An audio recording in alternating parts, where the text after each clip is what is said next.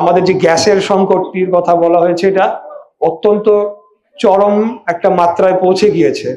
এখন আমি ইতিপূর্বে যখন এই গ্যাসের সংকটটা প্রথমে প্রবল হওয়া শুরু হয়, তখন একটা ওয়ার্ডে আমি প্রোগ্রামে যাওয়ার পরে ওনারা যখন আমাকে বললেন, তারপরে আমি চেষ্টা করেছি যে এই গ্যাসের সংকট সমাধানটা তিতাস গ্যাসের মাধ্যমে কিভাবে আমরা সমাধান করতে পারি। তো তিতাস গ্যাসের কর্তৃপক্ষ পরবর্তীতে একটা এখানে ইঞ্জিনিয়ারিং টিম পাঠায় এবং সমস্যাগুলা কোথায় সেগুলার ব্যাপারে একটা তারা রিপোর্ট দেয়।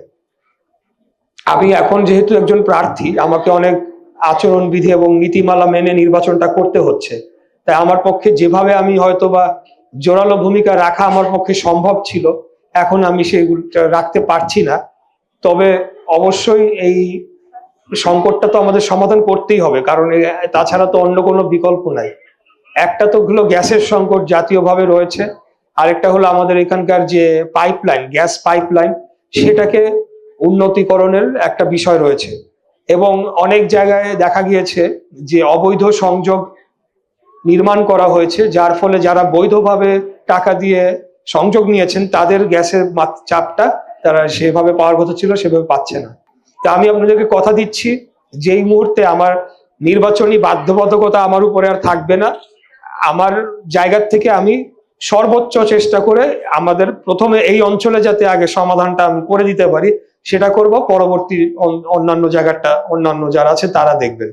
আর বাকি যে বিষয়গুলো রয়েছে, আমাদের এলাকার যে নানাবিধ সমস্যাগুলো রয়েছে, সেই বিষয়গুলো নিয়ে আমি বারবার আপনাদের সামনে এর আগেও দু একবার এসেছি, বিভিন্ন জায়গায় বক্তব্য রেখেছি।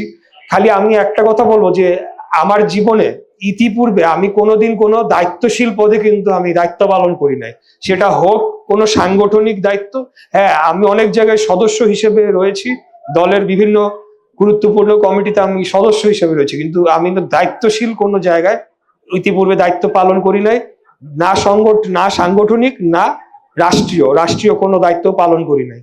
যদি আমি সুযোগ পাই ভবিষ্যতে, তখন আমার কর্মের মাধ্যমে আমি প্রমাণ করে দিতে চাই। বড় বড় লম্বা কথা রাজনীতিবিদরা সবসময় বলে আসছে, এটা আমাদের এই সাবকন্টিনেন্টের একটা চারিত্রিক বৈশিষ্ট্য, বিশেষ করে নির্বাচনের আগে এসে। এখনো হয়তো যেহেতু অনেক মুরব্বীরা আছেন, মঞ্চে আছেন, সামনে আছেন, আপনারা এরকম আমার মতো অনেক কিছু দেখেছেন আপনাদের জীবনে, এসে অনেক কথা বলেছে, অনেকে কথা রাখতে পেরেছে, কিছুটা পেরেছে, কেউ একেবারেই করে নাই, শুধু আপনাদেরকে ধোঁকাবাজি করে গিয়েছে আপনাদের সাথে। বিগত 17 বছরে যে এত নেতাকর্মীরা গুম হয়েছে, খুন হয়েছে, নির্যাতিত হয়েছে, এই লড়াইটাকে যদি আমরা সাফল্যমণ্ডিত করতে চাই, তার অভীষ্ট লক্ষ্যে নিয়ে যেতে চাই, তাহলে একটা সুষ্ঠু, সঠিক, অবাধ, গ্রহণযোগ্য, নিরপেক্ষ নির্বাচনের মাধ্যমে একটি নির্বাচিত সরকার আসতেই হবে। এছাড়া অন্য কোনো বিকল্প নাই। নির্বাচনও হতে হবে এবং সেটাকে কোনো প্রশ্ন বিদ্ধ করা যাবে না। একেবারে নিরপেক্ষ একটা নির্বাচন আমাদেরকে অনুষ্ঠান করতে হবে। এই নির্বাচনটা যদি আমরা সুষ্ঠু সেই নির্বাচনে যেই জিতুক, আমিও জয় পরাজয় থাকে, আমারও যদি জনগণ না চায় আমার তো কিছু করার নাই, কিন্তু তাই বলে যে আমরা মানুষের ভোটের অধিকার হরণ করব, ভোট ডাকাতি করব যেভাবে বিগত দিনে করা হয়েছিল, সেটা কোনোদিনও আর বাংলাদেশে যাতে না হয় সেটার জন্য আমরা প্রতিশ্রুতবদ্ধ, আমরা প্রতিজ্ঞাবদ্ধ।